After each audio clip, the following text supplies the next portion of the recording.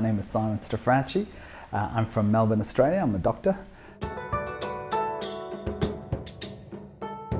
It's been very positive. It really exceeded my expectations for a couple of reasons. One is that I hadn't really done a lot of preparation beforehand, and so I sort of came here with the vaguest notion of what it was all about, but it really surprised me, and I've enjoyed myself a great deal. I've learnt a lot as well.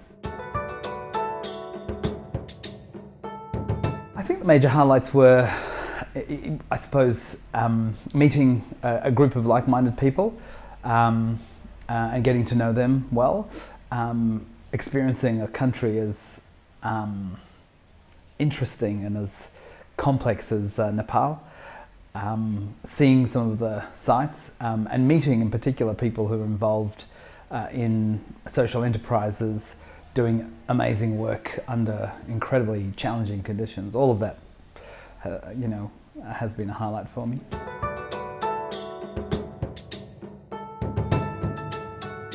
I've sort of reached a point in my life where I'm looking for a bit more structure and a bit more meaning when I travel, which is sort of a strange thing to say, but nevertheless I'm interested in getting to know what's happening in the places that I visit, and I think it happens very slowly, particularly as you get older.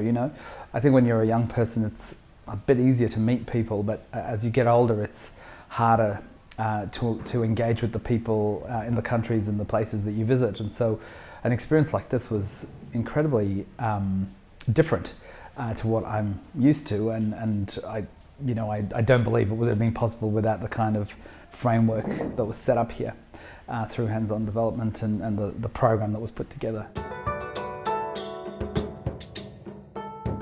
I met a lot of people who have achieved who've had an incredible impact on others, and I think what I've taken away from that is that it doesn't happen overnight, is that success does not happen overnight, to the extent that impact is success. It's involved a lot of hard work, it's involved having to manage setbacks, and I was really inspired by some of the stories that I heard in that regard. And I'm also really struck by, observing how some of the things that we take for granted back home, human rights, personal rights are things that people in places like Nepal are fighting for, and really putting themselves at risk in order to obtain. And it gives me a different appreciation, not only of the value of what we have, but of the importance of defending it as well. And I think all of that has been very eye-opening for me in that regard.